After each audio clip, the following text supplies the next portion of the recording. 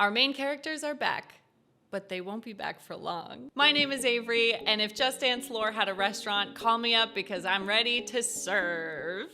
I don't know. I gotta somehow wedge a serve joke in there somewhere, you know, so I might as well just get it out of the way. Today, we're continuing our lore week with a breakdown of the entire story mode from Just Dance 2024 called Dance with the Swan. And there is a lot to cover in this one, so hold on tight. In this video, we'll go through and analyze each map, discuss some theories that we have, and then I'll give you some information I got from the Lore Guardian. If you're not familiar with the lore from Just Dance 2023, I do have a lore video that breaks down everything, but if you're a businesswoman like me and you don't have that kind of time on your hands, here's a quick recap. Wanderlust brings a human girl, Sarah, into Just Dance and introduces her to Just Dance coaches that end up getting kidnapped by Night Swan. They build a team made up of Breiana, Mihai, and Jack Rose, who is the Night Swan's son, to take her down. This culminates in a battle at Night Swan's tower where she is defeated and leaves into a portal. At the end of the game, Sarah returns back to the real world and all is well. Or is it?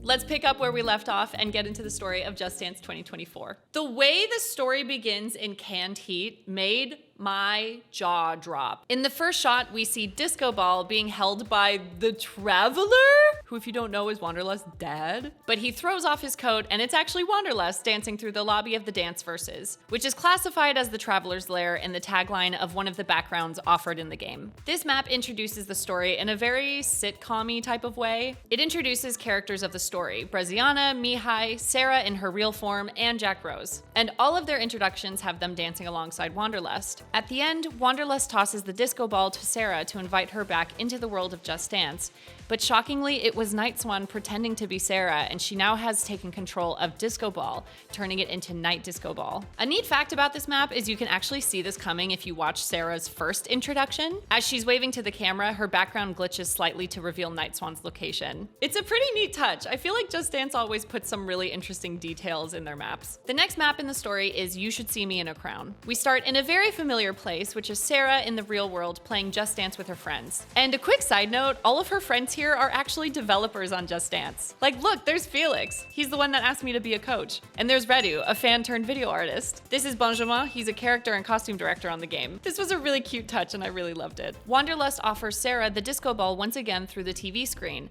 but Sarah has also been tricked as Night Swan has impersonated Wanderlust and just sent Sarah the night disco ball. Sarah gets sucked back into the Just Dance universe, but she's brought straight to Night Swan's domain as she attempts to convert Sarah into a minion that, say it with me, kids, serves. Night Swan almost acts as a mentor to Sarah, and this is symbolized by Night Swan teaching Sarah the moves from Witch, her first solo map in Just Dance. The map culminates in Sarah trying to fight off Night Swan, but being surrounded by Night Swan's flow and ultimately captured. It turns out Wanderlust was watching this happen and vows to get the group back together to save her. Our next map is Stronger, which brings us back to Breiana, who is now working as a lifeguard on Flamingo Beach. She sees a vision of Night Swan returning and puts her costume back on to prepare for an attack. Breiana dances alongside the people she was teaching on the beach and fights them off from being enslaved by Night Swan. During the bridge, she kindly looks out for them while they go to the bathroom. That's a true friend right there. Thanks, Breiana. Before anyone says anything, I know that they're changing rooms, but it's funnier to think that it's a porta potty, okay? Just let me have this. At the end of the map, she successfully fought off Night Swan and joins Wanderlust. Never Be Like You, the next map in the story, starts in Mihai's room where they tear down a poster of Night Swan on the wall. That's right, everyone. Their pronouns are they, them. That's another win for the NBs. Also, why does Mihai have a poster of Night Swan on the wall of their bedroom? I actually got an answer for this, so hang tight. Mihai goes back to their meditative state where we initially met them in Ratherby and returns back to the temple of Master Panda. This is one of my favorite maps of the story because I feel like Mihai has the most character development of the entire group. In Ratherby, they look very concentrated and maybe even a little nervous, but in Never Be Like You, they look a lot more confident in their ability. It's really cool to see and impressive storytelling for a game that has no words. During the bridge, they summon the power of the panda and transform into a panda. And no, I don't want to talk about it. Go back to sleep, honey. Mihai Panda isn't real. They can't hurt you. As Mihai starts to feel the presence of Night Swan, they fight off the bad vibes and join Wanderlust. Why did I write bad vibes? I don't think that's what flow is called in the Just Dance universe, but for now it is. On to our next map, Treasure, where we meet Jack Rose again. And if you remember, Jack Rose is the son of Night Swan. A portal opens in the background and Wanderlust calls for him through the portal, but Jack can't hear him and Night Swan waves his portal away. In the reflection of the pool he's surrounded by, Night Swan shows Jack a vision to show him what he can become if he joins her again. An alternate dark version of Jack appears, and his costume is mirrored to match the reflection in the water. Jack dances with multiple versions of himself, as well as a sea of Jacks in the crowd, showing he's now a star in Eternix. Eternix being the dance verse that both Night Swan and Jack are from. I actually think this vision Night Swan is pulling is so smart because even though she doesn't approve of Jack's love for dancing and performing, she realistically knows that that's his dream, so she's playing off of that. She's crazy. I love her. I support women's rights and wrongs. At the end of the map, the camera cuts back to the real Jack and he denies this future for himself. However, as the map comes to a close, Jack still has no idea what's happening with his friends. We finally reach the climax of the story in the map for Swan Lake. Wanderlust, Breiana, and Mihai come together and jump through the portal to meet Night Swan and Sarah. Sarah looks like she's being held captive by Night Swan's flow, and Night Swan is looking scary, as usual. Wanderlust works to free Sarah, but she transforms into her dark form and traps him the same way she's been trapped. Sarah moves on to Breiana, who is doing the same choreography as Wanderlust to try to free Sarah. However, she also fails and is captured. Lastly, we have Mihai, who is dancing a different choreography and manages to summon the panda to try and fight off Sarah. Unfortunately, Mihai is not successful, but right before they're captured, they send off an SOS that makes its way all the way to Jack Rose, making him aware of what's happening. This is my favorite part of the entire story because as Mihai sends the message out to Jack, the entire HUD disappears to let you focus on that small cutscene before you go back to dancing. I just thought it was a really cool detail and I'm really glad they did it. It made the story feel way more impactful to me. At the end of the map, our entire group has converted to their night forms on Night Swan's ship. And listen, I'm all for heroes winning and prevailing, but they do look so good in their night forms, don't they? Like, hello, this makeup on Sarah?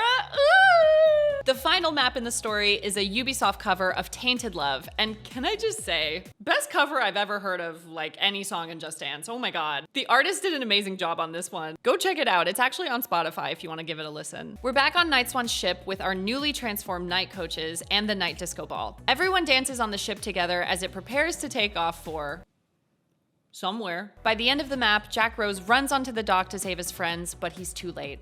Night Swan's ship has already taken off. And that's where they left the story. Just Dance loves their cliffhangers, don't they? I do have a few lore theories and questions, but I want to read what the Lore Guardian sent me first about this story. And if it's not clear, there are absolutely no spoilers for future games in this video, so don't worry about me giving you information that's not out yet. This is what the Lore Guardian had to say. Night Swan played with the weakness of our 5 heroes to deceive them. Sarah's eagerness to return to the Just Dance universe, Wanderlust's naivety, Breiana's tendency to forget herself to help others, Mihai's journey seeking perfection and mastering dance, and Jack Rose's narcissism.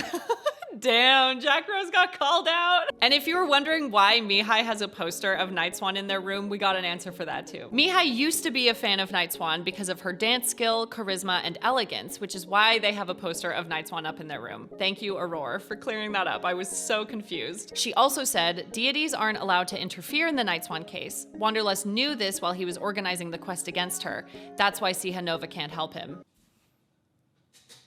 You think I'd be sad about the coach not returning? After all, she is named after me. But I haven't lost faith in seeing her again. If there's one thing us Sihas know how to do, it's leave and come back again later. The Lore Guardian also sent us a few riddles to solve. Night Swan and Sarah have something in common. Jack Rose and Wanderlust also have something in common.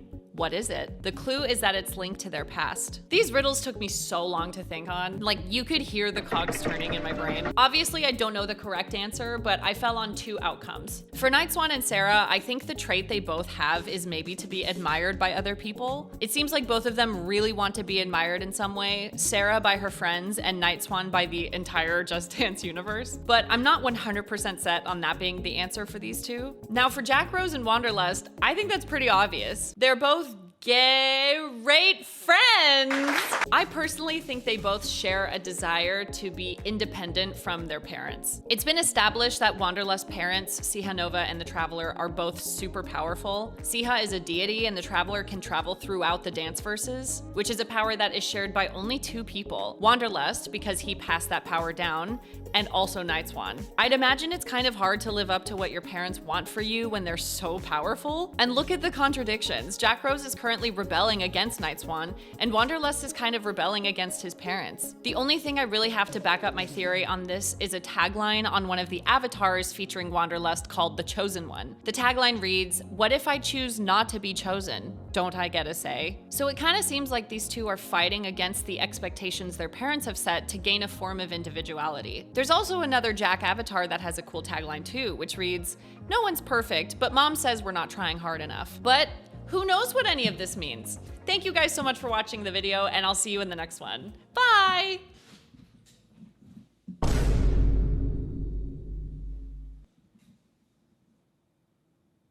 Who is we? There's another spawn of Night Swan? Up until now, we thought Jack Rose was the only kid. So I've been yapping about this theory since the Eurovision season. I think the sibling is Cygnus from the map for Beggin. Firstly, Cygnus is from Eternix, the same dance verse as Night Swan, and he shares similar moves in Beggin as Jack Rose does in Locked Out of Heaven. I don't know. I see it. But even if Night Swan is disappointed in her multiple children, it does kind of seem like Jack Rose has always been her favorite. After all, he is the one standing by her side when we meet her for the first time in Witch. And if you wanted to go further down the rabbit hole, you could say that the map for Beggin is Cygnus's way of trying to win his mother's affection. Of course, I don't know the correct answer to these riddles, I wasn't given it, but I would love to hear everyone else's thoughts on these. And then maybe when Just Dance 2025 comes out, we can revisit our answers and see if we were right. Until then, everyone wave goodbye to Night Swan ship. Bye! Thank you so much for watching this lore video for the entire story of Just Dance 2024. I'm so curious how the Just Dancers are gonna get out of this pickle. And also I'm curious if we're getting like a trilogy type of story or if it's just gonna continue on with the same characters. I think a trilogy would be nice because I would like to get like a new band of characters to get to know. Not that I don't love the Just Dancers, I just wanna mix it up a little bit. Like what if they all have kids and then their kids are the new Just Dancers? Oh! Get me on the lore team. My brain's too big. If you enjoyed this video, I hope you'll subscribe and check out the other lore videos I've made. Also, of course, thank you so much to Aurore for giving so much information on the story. And Amberfall, our meme queen, who I love so much. I hope you'll join us for the last video of Lore Week tomorrow, where I delve into the lore of Can't Tame Her. You know, a totally normal map, nothing special about it. And I mean this genuinely when I say this. I think Can't Tame Her has the wildest lore out of any of the stories this week. I'm not saying that because I'm the coach. It really spun my head when I read it. So I hope you'll come back tomorrow and watch it. Thank you so much for watching and I'll see you tomorrow. Bye! Today we're continuing our lore week with an entire breakdown. Today we're continuing our lore week. Today we're Good job.